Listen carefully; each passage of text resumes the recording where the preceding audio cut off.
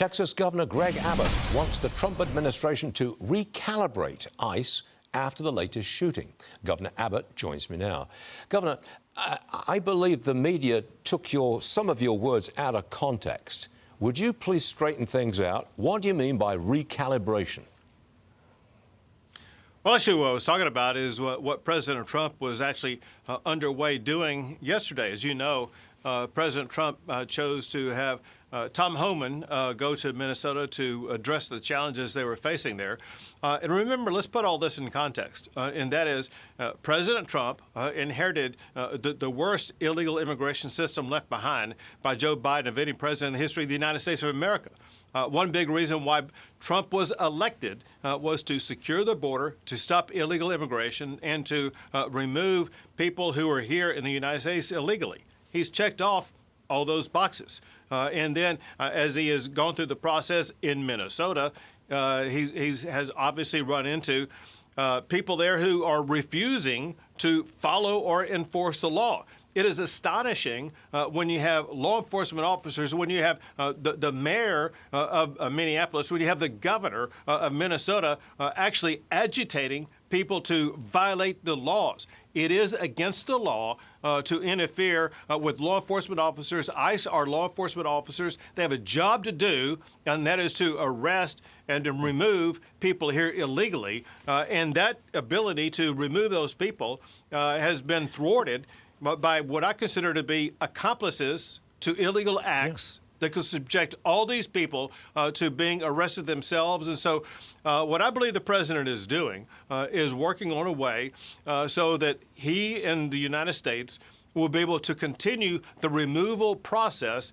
but find a way they can do so without interference by the leftists in Minnesota. You didn't have this problem in Texas. You've deported I don't know how many thousand illegal migrants, but you didn't have a problem with this, did you? Yeah, there's a difference in states in the United States. You see what's going on in Minneapolis. You see what's going on in places like Portland, as well as Los Angeles and some other places.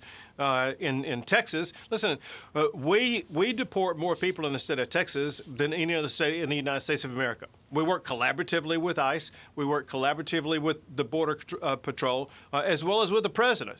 We all have a duty, and that is to enforce the rule of law. And that's all the president's trying to do, whether it be in Texas or Minnesota or elsewhere. President Trump is the most law and order president in the history of the United States of America, and he's trying to execute that duty, and he's working on strategies with Tom Homan and others to make sure he will be as successful in Minnesota as he is in Texas. I want to talk about the Texas power grid. You seem to make it through the winter storm with surplus power, actually.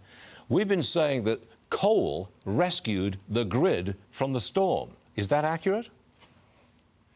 Well, first, let me give you this context, and that is Texas is the only state that has our own power grid. And our power grid produces more power than the second and third states combined. And so the main thing that we had to do was to make sure that there was going to be plenty of power during this brutally cold storm in the state of Texas. And as you're kind of pointing out, we had a massive surplus of power during the entirety of the storm. You mentioned coal, which is one of the base loads that we have. We have coal, we have nuclear, we also have natural gas. Natural gas was the biggest performer of our power grid during that entire time, and made sure that even in the coldest moments of this bitter winter storm, there's going to be plenty of power for the people of the great state of Texas. You're going to be okay if there's another storm arriving over the weekend? We're prepared and ready to go. And listen, if you look at what we've done to the power grid over the past 5 years, you can see why we're not concerned about whatever winter storm may arise, because in Texas, we've added more than 40,000 megawatts of new power to make sure that the grid is going to be resilient, regardless of what type of winter storm arrives. What kind of state is the Texas economy in right now? In parts of the country, it's absolutely booming. Can you say that about Texas? Listen, Texas is the #1 state economically. We create and add more new jobs than any other state. Texas ranks #1 for the new economic development projects that come here and invest capital and add jobs. And as you probably have reported, Stuart, listen, Texas is now the home of the financial center of the United States because we created the Texas Stock Exchange in Dallas, Texas, and because there's more companies from Texas listed on the New York Stock Exchange and the NASDAQ. Both of those two exchanges have set up regional headquarters in Dallas, Texas, so that we're going to have the New York Stock Exchange, NASDAQ, and the Texas Stock Exchange, all headquartered in downtown Dallas. You're seeing the large, massive investment banks like Goldman Sachs and others that are growing very rapidly in that downtown area. And so economically, Texas is absolutely booming right now. If you're not careful, we'll come and do the show from Dallas, Texas. Governor, what a pleasure. There you go. Thanks very much for joining us, sir. We always appreciate it. Thanks very much. Thank you, Stuart.